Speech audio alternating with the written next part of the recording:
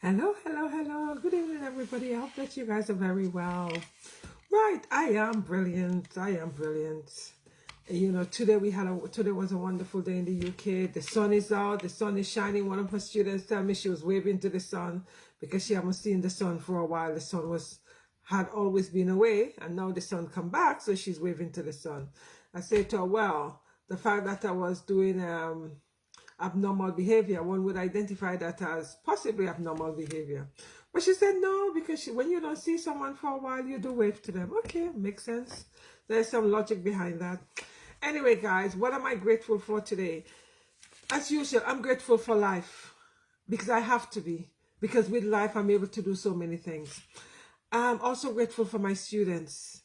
Today have been a really an interesting day with my students, because this morning we had assembly. For the whole school had assembly this morning. We didn't even know about it. So anyway, and one of the things they were talking about was punctuality, because those students have a tendency of, when they're going from one lesson to the other, they feel that they could be strolling as if they have nowhere to go.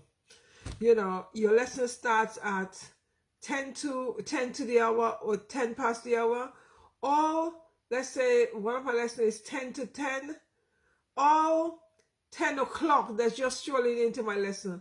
Really? But miss, lesson doesn't start until 10. Really? Okay.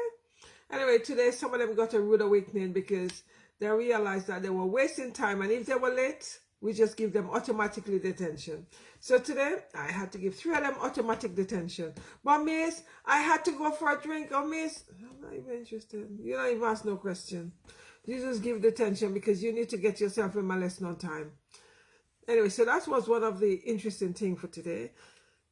Right. I'm grateful for, as I was saying, I'm grateful for my bed. I'm grateful for the opportunity to do some of the things I wasn't able to do. And I'm grateful for life because I'm on a mission to finish my marking by Wednesday, at whatever cost. That's my mission. I still got so much to mark though. Well, anyway, that's that's the mission I'm on, to finish my marking by Wednesday, because I've got so many other things to do. Yeah, so those are some of the things I'm grateful for. My bed, my family. I'm grateful for you guys for tuning in. I'm grateful for where I'm at and where I come from. So that's something I have to be really grateful for. I'm grateful for a lot of the things I do. And most of all, I'm grateful for my family. When I ask you what's your win could just be what went well. So what was good about your day today? So it's redefining win. When something is good about your day, what positive you've identified, you need to see that as a win, right? So for me, what went well today? I had 5 lessons. I had 5 lessons, and they were back to back to back to back. And even when I had lunch break, students are still coming to see you because, oh, miss, I wasn't there. I need handout. So you have no break. You don't have break. These students are always at you. Even when there's somewhere, if you go and hide in a classroom, that seems to, I don't know, they have this radar that seems to come and find you. So that's some of the things. For me, on one hand, it was a win because I was able to help them out. To help them to understand the topic.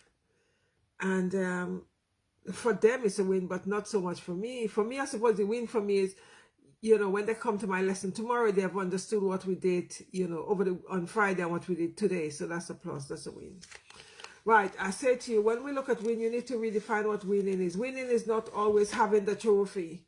Winning is starting something, that's a win. Or doing something that you've been putting up for weeks or months, that's a win because you've started it.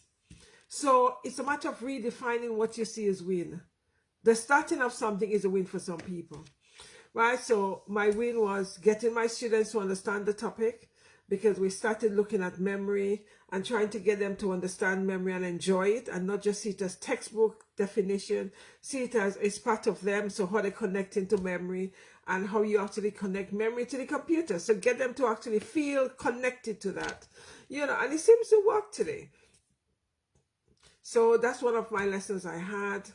Another one was to look at abnormality, as I said earlier on, and it's interesting because those students seem so connected, because I've set them over the weekend to have a look at YouTube on abnormality and then come back. Oh my goodness, they had so much to say. They were so excited.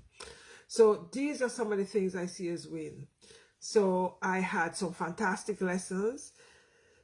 Yes, within that same lesson, there were fantastic moments, and there are also dull moments, because there's sometimes within the same topic, you might have students that are clued on, excited, and when you switch the mode of delivery, you realize that they're on a donger.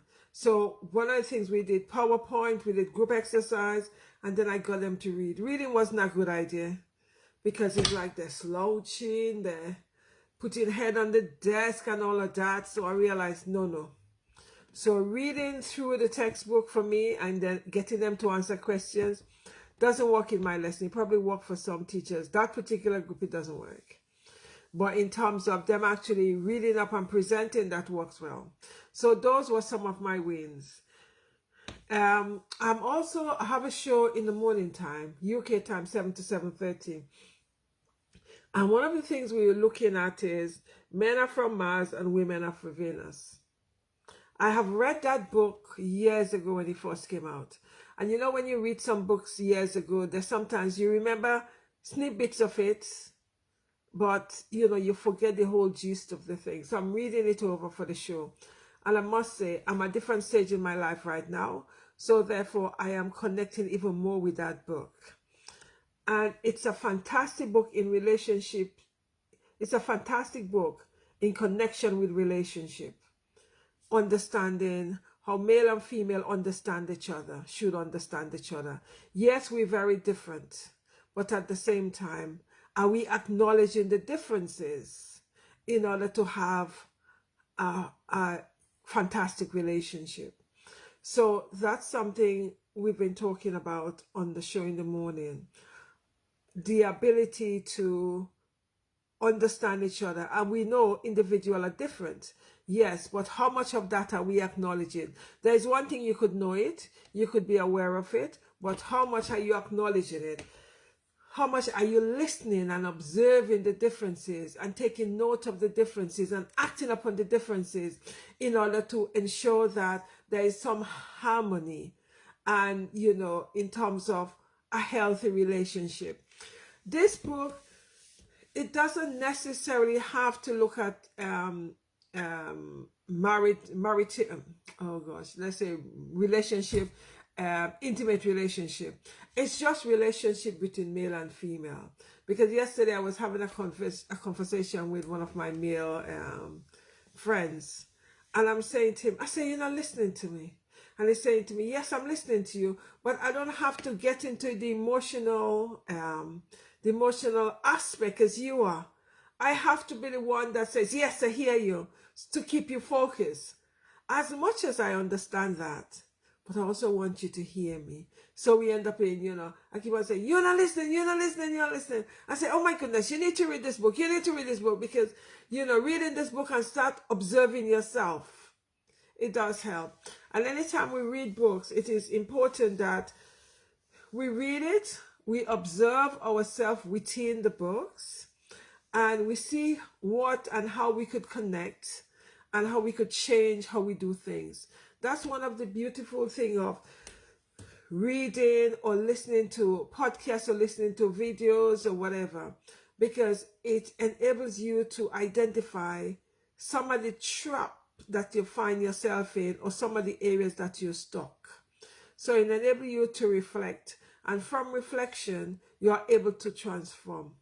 Right, so that book, Men Are From Mars, Women Are From Venus by John Gray, it's a fantastic book.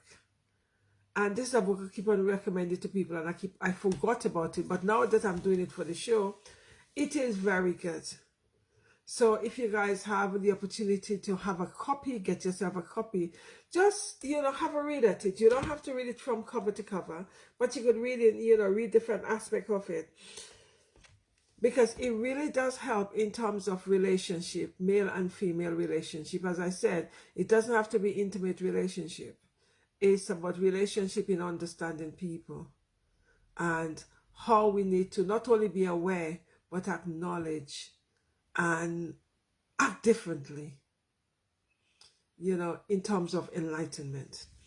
Anyway, guys, have a fantastic evening where you are, and identify what your winning is. Your win can be that you're doing something that you were meant to do a long time and you've been putting it off. Your win could be you're extremely tired and you're going for a walk. So that's winning, as well as self-love and self-care. Winning is anything that is positive that you're doing. Just look at it. How is that making you feel, and how is that a win? Redefining the definition of winning. As I said, winning is not, being at the end, end of the race and holding up the trophy, etc. Win could also be starting the race. That's the win. Anyway, guys, have a fantastic evening, morning where you are. Take care, stay blessed, and I'll see you guys tomorrow. Bye-bye.